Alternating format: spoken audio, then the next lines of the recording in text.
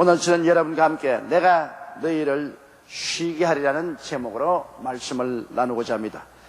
인간은 태어날 때부터 수고하고 무거운 짐을 지고 태어납니다. 죄의 짐, 미움의 짐, 질병의 짐, 가난의 짐, 마음의 짐, 염려, 근심, 불안, 공포, 좌절, 절망, 그리고 죽음의 짐들을 걸머쥐고 태어나서 살아가고 있는 것입니다. 더구나 현재 IMF 체제하에서 국민 전체가 내일에 대한 불확실성으로 인한 불안과 실직, 파산 등의 무거운 짐에 우리는 시달리고 있습니다. 예수님께서 이러한 우리들을 향하여 두 손을 활짝 펴시고 다 내게로 오라, 내가 너희를 쉬게 하리라고 말씀하고 계십니다. 도대체 예수님은 어떤 분이시기에 국가도 이웃도 감당치 못하는 무거운 짐진 자들을 하나 없이 내게로 오라고 말씀하고 계시는가요? 첫째로 우리가 알아야 될 것은 예수님께서 이 말씀을 하실 때는 예수님이 능히 우리를 도울 수 있는 실력이 있기 때문에 그런 것입니다. 실력이 없는 사람이 휴가고 무거운 짐진 자들은 다 내게로 오라, 내가 너희를 편히 쉬게 하였다고 말했다면 이 사람은 정신병자인 것입니다. 그러나 예수님께서는 능히 이 일을 할 수가 있습니다. 우리가 구약 성경에 보면 이스라엘이 바벨론의 포로로 잡혀갔을 때 그 가운데 사드락, 메삭, 아벳느고는 하나님을 열심히 섬기고 주님 중심으로 선 귀한 일꾼들이었습니다. 느부갓네살이 두라 평원에 큰 신상을 세워놓고 바벨론의 모든 도백들과 지도자를 다 모아놓고 신상 제막식에 참석하여 나팔을 불고 악기를 울릴 때 다 그 신상 앞에 엎드려 절하라고 했던 걸 기억합니다. 느부갓네살 왕은 공중에 새도 떨어뜨리는 사람의 생명을 마음대로 주고 빼앗을 수 있는 그 당시에 가장 무서운 왕이었습니다. 그런 임금님의 명령인데 누가 감히 그 신상 앞에 절하지 않겠습니까? 악기가 연주되고 나팔 소리가 나며 모든 사람들이 다 땅에 엎드려 그 우상에 절을 하는데 오직 사드락, 메삭, 아벳느고만 서서 절하지 않았습니다. 이 사실을 왕께 고하며 왕이 진노해서 사드락, 메삭, 아벳느고를 불러서 너가 과연 내가 세운 신상에 절을 하지 않았냐?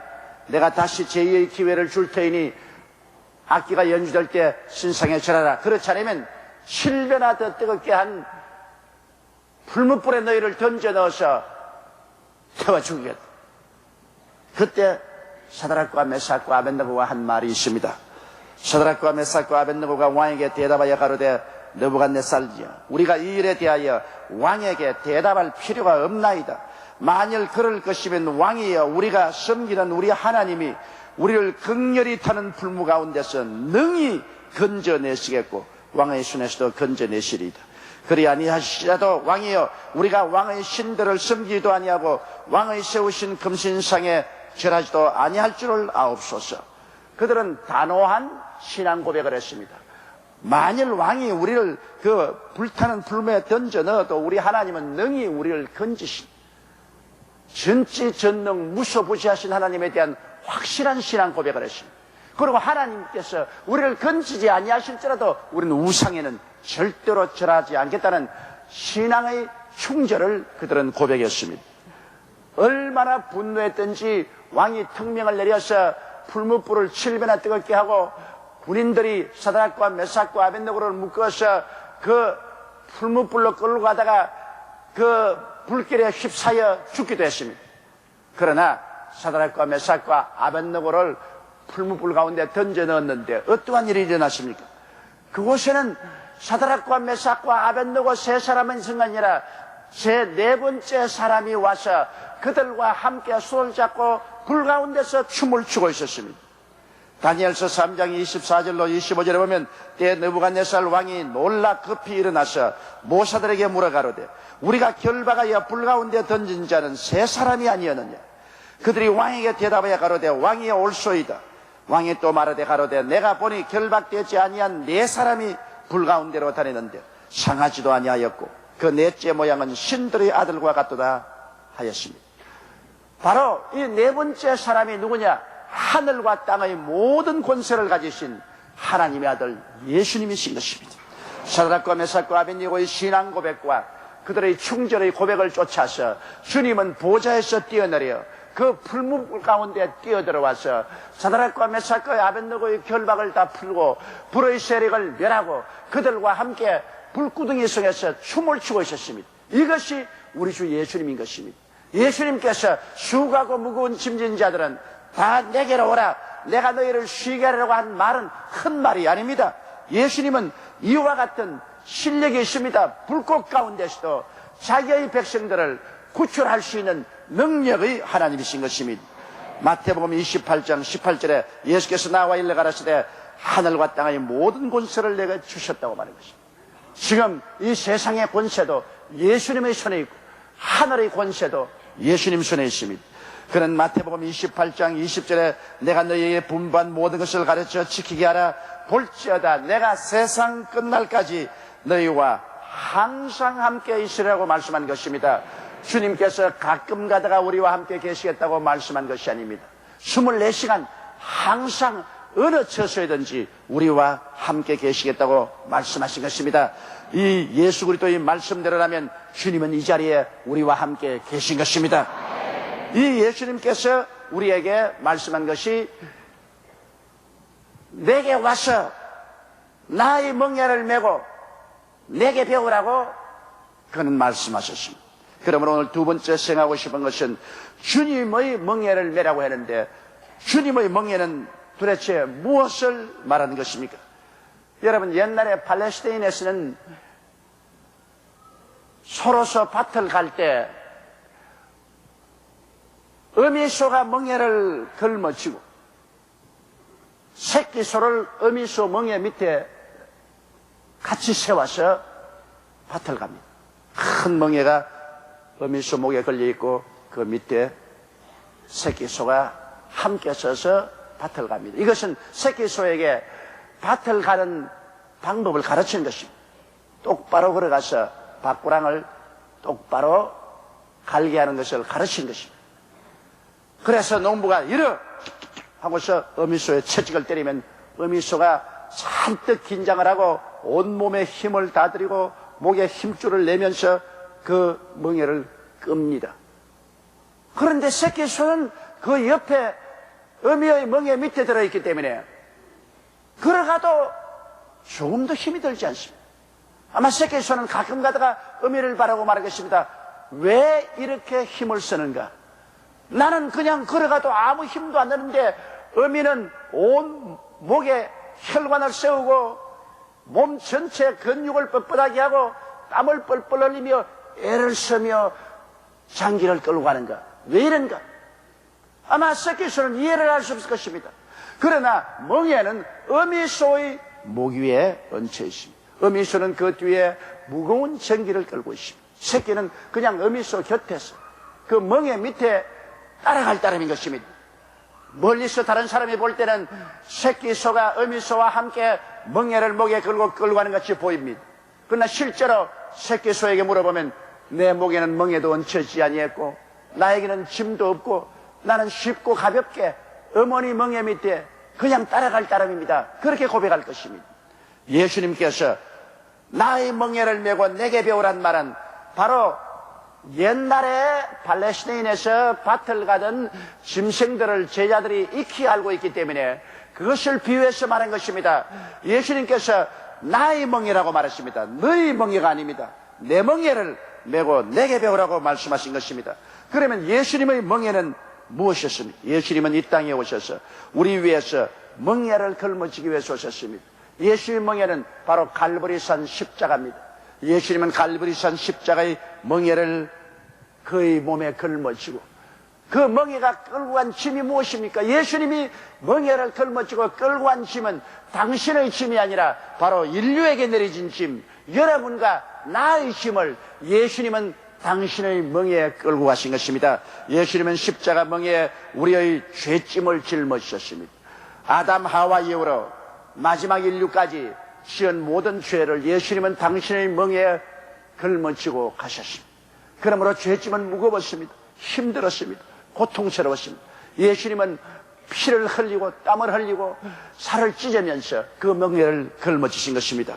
요한복음 1장 29절에 보면 보라 세상 죄를 지고 가는 하나님의 어린 양이라고 말하셨습니다. 예수님은 바로 그 멍에 우리의 죄짐을 짊어지신 것입니다. 또한 예수님은 그 멍에 우리의 마귀와 세상의 종된 짐을 짊어지신 것입니다. 우리는 아담과 하와이로 마귀의 종으로 살았습니다. 마귀는 우리 속에 세상을 가득 채워놓고 세속으로 우리를 끌고 갔었습니다. 하나님도 없고 하나님을 알지도 못하고 하나님과 관계도 갖지 못하게 했습니다. 그래서 하나님과 멀리 떠난 먼 나라에서 지옥을 향해서 줄다람질 가고 있었습니다. 그런데 예수님께 오셔서 우리의 마귀와 세상의 종된 짐을 당신의 멍에에 걸머쥐고서 이 마귀와 세상을 주님께서 멸하신 것입니다. 갈라디아서 4장 7절로 8절에 보면 너희가 아들인 고로 하나님이 그 아들의 영을 우리 마음 가운데 보내사 아버지라 부르게 하셨느니라. 내가 이후로는 종이 아니요, 그렇게 말했습니다. 우리는 이제는 마귀와 세상의 종이 아닙니다. 예수님이 마귀와 세상의 멍에를 대신 짊어짐으로 우리는 해방되어 하나님의 자녀가 되어서 하나님의 성령을 받고 하나님을 아버지라 부르게 된 것입니다. 예수님은 우리의 마음의 슬픔과 육체의 질병의 짐도 그 멍에에 걸머졌습니다. 예수의 멍에에는 우리의 한없는 슬픔과 고통, 마음의 병을 걸머지며 육체의 질병과 고통을 걸머졌습니다. 이사야서 53장 4절 5절에 그는 실로 우리의 질고를 지고 우리의 슬픔을 당하였다고 말씀하고 있는 것입니다. 예수님은 그 멍에 우리의 생활의 어려움은 짐을 짊었습니다. 수많은 사람이 생활고로 허덕이지 않습니까? 이 생활고로 허덕이는 그 짐을 예수님이 당신의 멍에 위에 걸머지신 것입니다. 마태복음 6장 31절로 33절에 그러므로 염려하여 이르기를 무엇을 먹을까 무엇을 마실까 무엇을 입을까 하지 말라. 이는 다 이방인들이 구하는 것이라. 너희 천부께서의 모든 것이 너희에게 있어야 될 줄 아시느니라. 너희는 먼저 그의 나라와 그 일을 구하라. 그리하면 이 모든 것을 너희에게 도하시리라 하신 주님께서 우리에게 짊어지어진 저주와 가난과 낭패와 실망의 짐을 다 옮겨서 당신의 십자가 멍에 위에 주님이 걸머진 것입니다. 그리고 주님께서는 우리의 죽음의 짐도 그 멍에 짊어지셨습니다. 요한복음 6장 54절에 내 살을 먹고 내 피를 마시는 자는 영생을 가졌고 마지막 날에 내가 그를 다시 살리라고 한 것처럼 예수님은 살을 찢고 피를 흘리시면서 우리 죽음의 짐도 그 멍에 걸머지셨습니다. 예수님의 십자가의 멍에는 가벼운 것이 아닙니다. 너무나 수고하고 무거운 짐입니다. 우리 인류로서는 도저히 감당할 수 없는 그런 짐입니다. 우리는 그 짐을 지고 모두 다 지옥으로 침몰해 가고 있었습니다. 그런데 예수님이 오셔서 십자가의 멍에 위에 우리의 짐을 다 거두어서 짊어져 버리고 말한 것입니다. 예수님이 십자가 멍에 위에 우리의 짐을 짊어지고 땀을 흘리고 피를 흘리고 살을 찢고 온갖 고통을 다 당하셨습니다. 그러고 난 다음에 주님께서 오늘 우리에게 손을 활짝 내밀고 뭐라고 말씀합니까? 수고하고 무거운 짐진 자들은 다 내게로 오라. 내가 너희를 쉬게 하리라. 너희는 내게로 와서 나의 멍에를 메고 내게 배우라. 주님께서는 나의 멍에를 메라는 것은 나의 멍에 밑으로 돌아와라는 것이죠. 어미소가 멍에를 목에 걸고 끌 때 새끼소를 그 멍에 밑으로 돌아오라고 하는 것처럼 주님은 오늘 인류들에게 예수님의 십자가 멍에 밑으로 들어오라고 말한 것입니다. 왜 너희가 짐을 지고 있느냐? 이미 내가 다 짊어진 짐을 너희가 왜 짊어지느냐는 것입니다. 너희 죄짐은 내가 짊어지었고 마귀의 종된 짐도 내가 짊어지었고 슬픔과 고통도 내가 짊어지고 가난과 저주도 내가 짊어지고 죽음과 지옥의 짐도 내가 짊어졌는데 왜 새삼스레 내가 또 짊어지고 있느냐? 왜 그걸 짊어지고 수고하고 무거운 인생길을 걸어가느냐? 남녀노유 빈부 귀천할 것 없이 내게로 오라. 그리고 나의 멍에 밑으로 들어오너라. 나의 멍에를 걸머지라. 예수님이 우리 대신 종의 멍에를 메셨으니 다시는 종의 멍에를 메지 말아야 됩니다. 갈라디아서 5장 1절에 그리스도께서 우리로 자유케 하시려고 자유를 주셨으니 그러므로 구석에 서서 다시는 종의 멍에를 메지 말라고 말했습니다. 주님은 멍에를 이제 메지 말라고 말합니다. 우리는 예수님의 십자가 멍에 밑에 들어가 우리 짐을 모두 예수님의 멍에 맡기고 따라가기만 하면 되는 것입니다. 시편 55편 22절의 말씀을 한번 따라 읽으십시오. 내 짐을 야훼께 맡겨버리라. 너를 붙드시고 의인의 요동함을 영영이 허락지 아니하시려다. IMF 체제로 실직, 해고, 파산, 깨어지는 가정, 또 자녀 입시, 자녀 문제, 이러한 여러 가지 문제로 우리 한국 사회가 흔들리고 있습니다. 우리의 가정들이 흔들리고 있습니다. 오늘 우리에게 새로운 힘이 필요하고 용기가 필요하고 평안이 필요한 것입니다. 그런데 예수님께서는 여기에 너희가 이런 짐을 지고 비틀거릴 필요가 없다. 내게로 오라. 그리고 내 멍에 밑으로 돌아오라고 말하는 것입니다. 여러분, 성경 요한복음 14장 20절에 평안을 너희에게 끼치노니 곧 나의 평안을 너희에게 주노라. 내가 너희에게 주는 것은 세상에 주는 것 같지 아니하리라고 말하는 것입니다. 세상에 주는 평안은 금시 주었다가 그 다음 빼앗아 버립니다. 예수님이 주는 평안은 그리스도의 멍에 밑에 들어가면 영원히 내 짐은 옮겨지고 내 마음속에 평안이 가득 차게 되는 것입니다. 염려, 근심, 초조, 절망, 죽음이 사라지고 마는 것입니다. 그러므로 여기 세 번째 주님께서는 내 멍에 밑에 들어와서 살아가는 길을 배우라고 말하십니다. 오늘 수많은 사람들이 예수님의 멍에 밑에 들어가서 주님을 따라가는 길을 배우지 못하기 때문에 그리스도가 주는 그 자유와 해방과 평안을 누리지 못합니다. 예수님의 십자가 멍에 밑에 들어가서 예수님과 함께 살아가려면 예수님이 뭐라고 말하십니까? 나는 마음이 온유하고 겸손하니 나의 멍에를 메고 내게 배우라고 말하는 것입니다. 우리가 마음의 온유함을 배워야만 되는 것입니다. 빌립보서 2장 5절로 8절에 너희 마음에 너희 안에 이 마음을 품어라. 곧 그리스도 예수의 마음이니 그런 근본 하나님의 본체시나 하나님과 동등됨을 취할 것으로 여기지 아니하시고 오히려 자기를 비어 종의 형체를 가져 사람들과 같이 되었고 사람의 모양으로 나타나셨음에 자기를 낮추시고 죽기까지 복종하셨으니 곧 십자가에 죽으심이라. 온유한 마음이란 것은 길을 잘 들인 마음을 말합니다. 여러분, 말을 길을 잘 들이면 주인이 타고 마음대로 다닐 수 있잖아요. 소를 길을 잘 들이면 마음대로 밭을 갈 수 있죠. 개를 길을 잘 들이면 오라면 오고 가라면 가지요. 여러분, 가축들이란 길을 잘 들인 짐승들입니다. 옛날에는 다 그게 맹수들이었어요. 그러나 길을 잘 들여서 사람과 함께 사는 가축이 되었어요. 길 들인 것이 가축이죠. 온유한 마음이라는 것은 여러분, 길을 잘 들인 것입니다. 요 며칠 전에 술 취한 주인을 밤새도록 가슴에 품고서 주인을 지켜준 개에 대한 이야기를 들었죠. 주인은 개망나니가 돼가지고서 술이 취해 길거리에 쓰러졌는데 이 개는 주인을 깨우려고 어깨의 모든 옷을 다 물어뜯고 머리털을 다 물어뜯고 일으키고 그래도 안 되니까 자기 배를 굶으면서 주인 위에 자기 몸으로 엎드려서 감싸서 주인이 얼어 죽지 않게 만들었다. 내가 보니까 그 주인보다 개가 훨씬 좋은 거야. 주인은 개 같고 개는 사람 같은 거야. 이거 얼마나 길들임을 잘 받은 온유한 짐승입니까? 여러분, 사실은 우리가 쉽게 나쁜 것을 보고 개 같은 인생이라고 말하는데 그렇지 않습니다. 개는 이렇게 주인이 개망난이라도 주인은 주인으로 섬기는 것입니다. 우리가 마음의 온유함이라는 것은 이렇게 길들임을 받아서 여러분, 아주 개떡 같은 주인도 개가 섬기는데 우리는 만군의 하나님을 정말 마음을 다하고 뜻을 다하고 정성을 다하고 목숨을 다하여 섬길 수 있는 그런 마음이 되어야 되는 것입니다. 이것이 바로 온유한 마음입니다. 그래서 길들임을 잘 받으면 순종하고 따라가죠. 앞으로 가자 하면 가고 뒤로 가자면 가고 안전을 안고 서라면 서 내 고집대로 살지 아니하고 주님 뜻대로 삽니다. 온유한 새끼가 어미가 가는 대로 그 멍에 밑에서 따라가지 않습니까?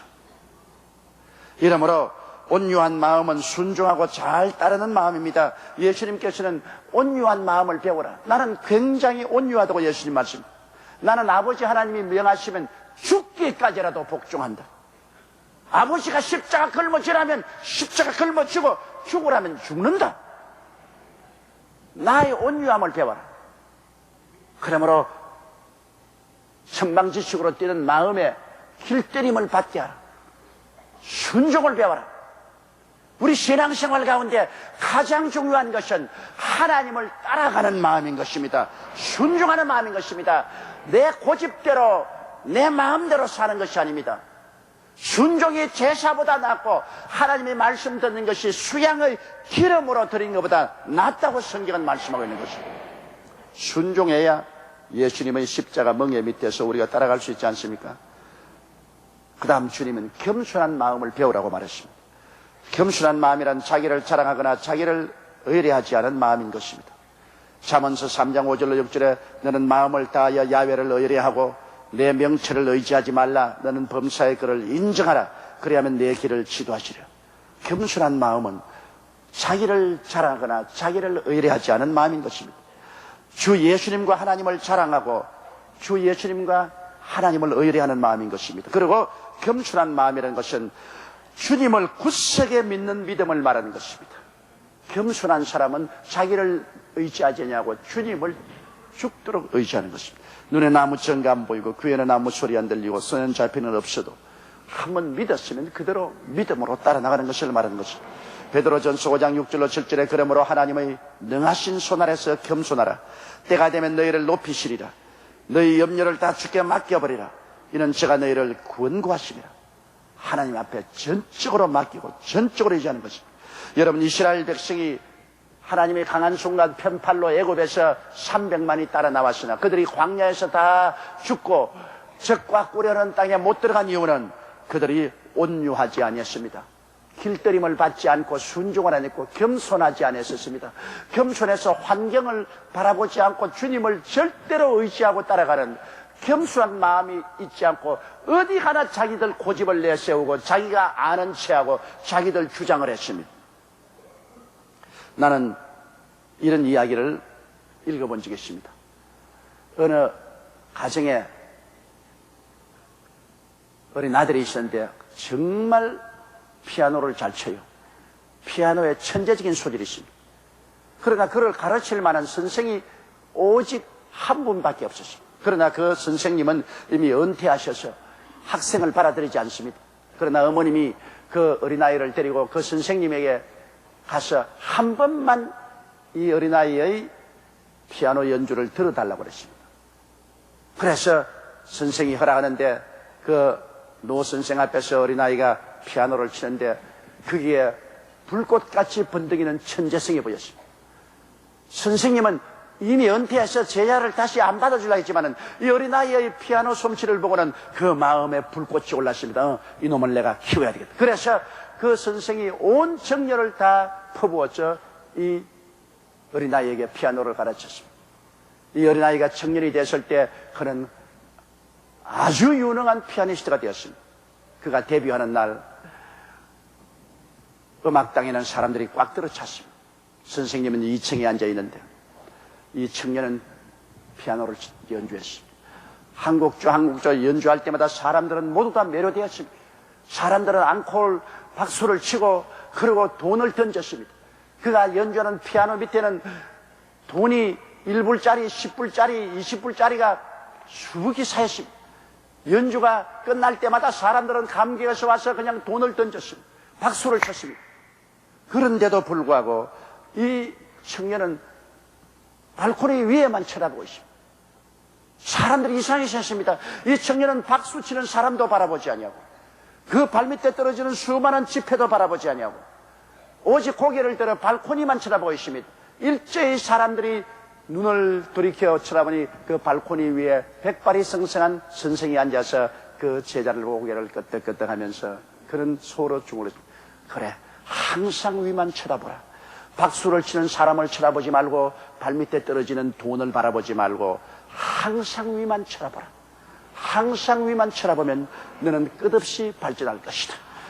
여러분, 저는 그 이야기를 듣고 저희 마음속에 감동을 느꼈습니다. 우리가 이 세상에 아무리 부귀영화 공명이 많다고 할지라도, 또 그렇지 않고 낭패와 실망과 고통을 당할지라도 우리가 위만 쳐다보고 살아가야만 되는 것입니다.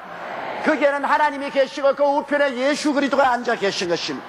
우리가 하나님을 바라보고 온유하여 순종하고 겸손하여 하나님께 모든 것을 의지하고 맡기면 우리는 예수 그리스도의 십자가 밑에 들어가서 그리스도와 함께 인생을 살아갈 수가 있는 것입니다. 주님은 영원히 우리의 짐을 십자가로 청산하신 분이신 것입니다.